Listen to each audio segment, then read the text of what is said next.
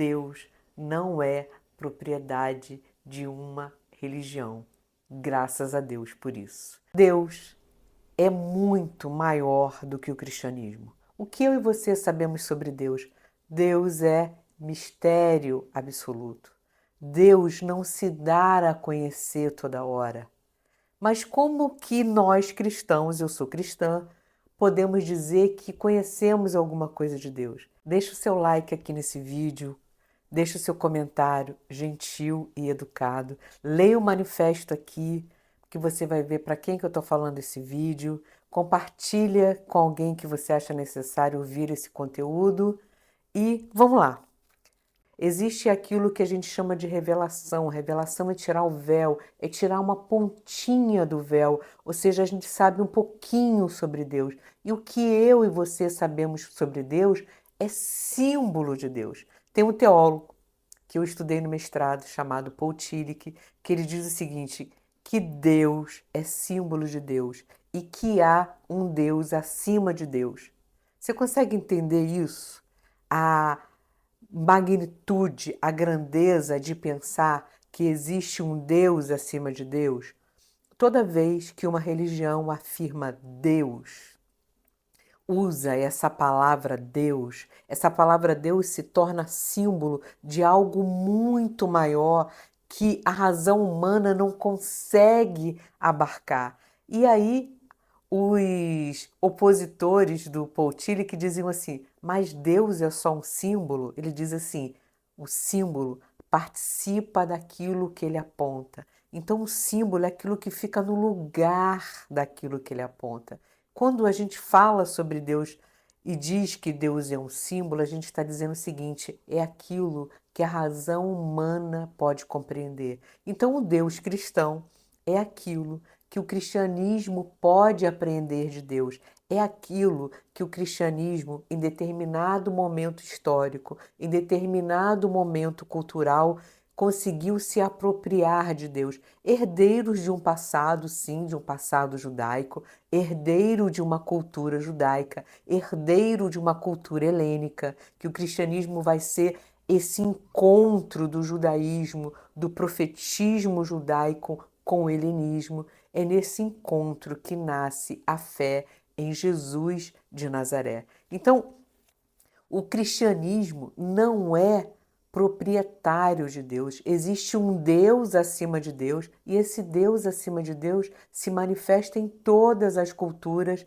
em todas as religiões e é por isso que a gente pode falar de pluralismo religioso, por isso que a gente pode falar de diálogo interreligioso e por isso que a gente pode falar em tolerância religiosa. Se a gente vive num momento de intolerância religiosa, que é um momento que determinados grupos cristãos, geralmente percebidos como evangélicos, que se tornou quase que um sinônimo sociológico de um grupo religioso, mas que se apropria de um nome que vem do evangelho, e um grupo que se vê em oposição a outras religiões, se vê como aqui há uma religião verdadeira e lá o que existe é falso e duvidoso. Será que uma boa teologia, será que um bom senso, a gente pode afirmar isso? Se a gente concebe a ideia de que Deus é algo muito maior do que o ser humano, muito maior do que qualquer realidade finita e terrena, a gente não sabe nada sobre ele. Tudo aquilo que a gente sabe sobre Deus, a gente recebe dentro de uma cultura, dentro de uma história, dentro de uma realidade humana. Então, como nasce essa oposição a outras religiões? Num determinado momento, o cristianismo, ao fazer um casamento com a filosofia grega, agrega a ideia de Deus, do Deus cristão, à verdade. Então, o cristianismo é uma religião portadora da verdade, uma verdade universal que deve levar a todos os povos. E aí nasce aquilo que é a Igreja Católica. A Igreja Católica é muito mais do que uma igreja universal, mas é uma igreja universalizável. É uma igreja que chega numa determinada cultura e ali se amálgama, e ali se mistura com a cultura. Claro que em determinado momento destrói essa cultura, esses deuses, e existe hoje uma recuperação disso. E o mundo sobreviveu ao cristianismo, as religiões sobreviveram ao cristianismo, o mundo não se rendeu ao cristianismo. O cristianismo é mais uma religião entre outras religiões. Não é a religião mais verdadeira, não é a religião única, é mais uma religião entre outras religiões. Então, se o cristianismo é mais uma religião entre outras religiões, o cristianismo é uma religião falsa? Não. E nem as outras religiões são religiões falsas. Porque se a gente pensar no conceito de revelação, claro, com toda a licença, sabendo que o conceito de revelação é um conceito teológico cristão, e aí a gente pode se apropriar um pouco e levar isso, ampliar um pouco isso para entender essa relação entre o cristianismo e as outras religiões. Se a gente pensa nessa dimensão de revelação, que é levantar a ponta do véu, o cristianismo é só uma pontinha daquilo que Deus é, porque Deus é mistério infinito. E tem uma forma de se relacionar com as outras religiões, uma forma muito comum, muito pregada em muitas igrejas, é uma forma exclusivista, ou seja, se relaciona com as outras religiões de um ponto de vista exclusivista, ou seja, o cristianismo é uma religião exclusiva de Deus, é a religião verdadeira, então exclui as outras religiões. Então, fora do cristianismo, não há nenhuma possibilidade de existir presença de Deus nas outras religiões. Então, é uma visão antagonista, o cristianismo e as outras religiões. Não há diálogo, não há aproximação, só há afastamento. E é interessante que símbolo é aquilo que reúne, que ajunta, vem assim do grego.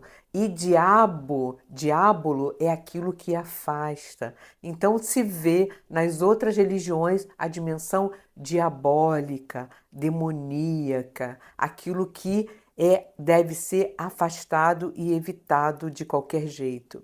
E existe uma outra forma, do ponto de vista da teologia cristã, de enxergar as outras religiões dentro de uma visão inclusivista.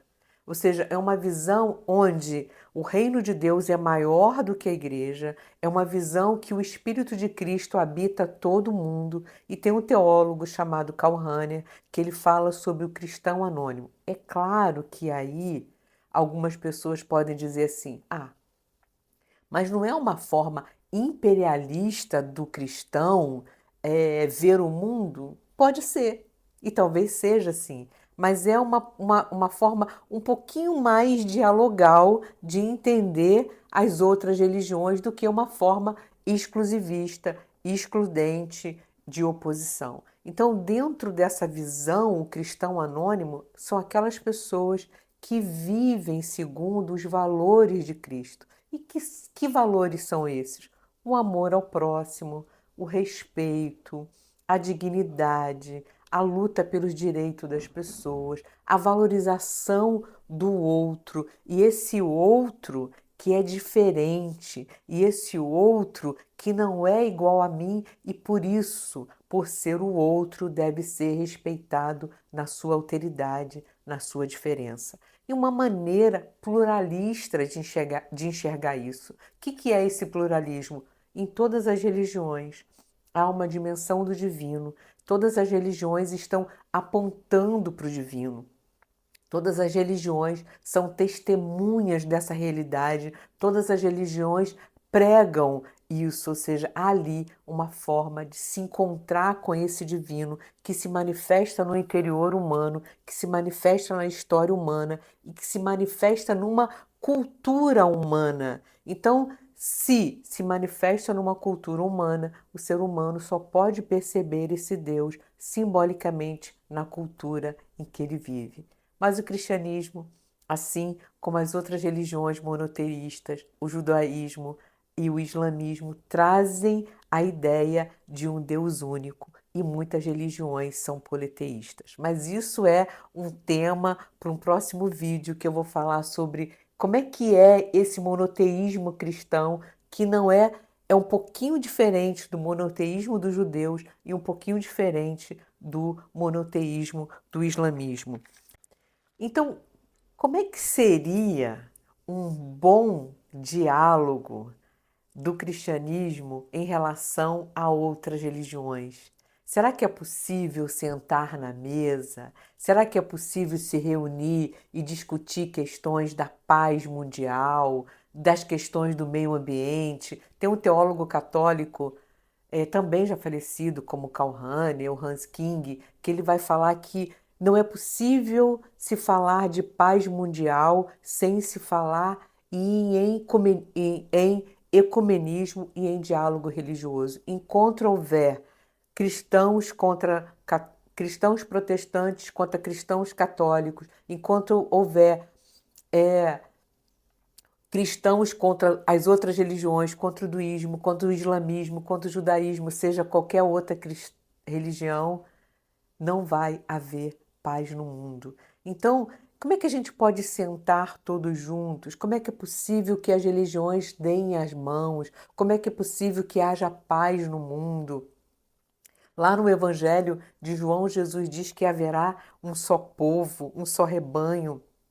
Então a gente pensa isso de um ponto de vista ecumênico, onde todos os cristãos se dão a mão, e também de um ponto de vista macroecumênico, do ponto de vista do diálogo interreligioso, onde as religiões podem dar as mãos.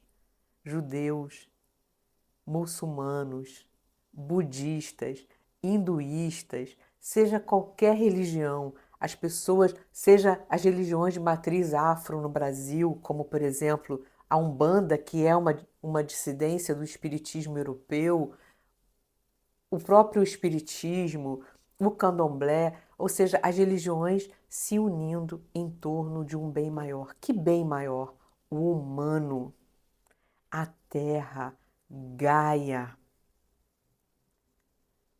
contra a violência, contra aquilo que tira o direito à vida, à terra, à moradia. Então, nesse diálogo interreligioso, nesse diálogo que chama mais do que uma tolerância, mais um respeito à dignidade, a olhar o valor do outro, a ver a dignidade e o valor na outra religião, a ver o outro como sagrado. Tem a ver, o diálogo interreligioso tem a ver com isso, em ver o sagrado na outra religião e ver o sagrado no humano, na pessoa. Para terminar esse vídeo, eu quero ressaltar isso. Deus não é propriedade de uma religião. Graças a Deus por isso. Grata por sua atenção e até o próximo vídeo.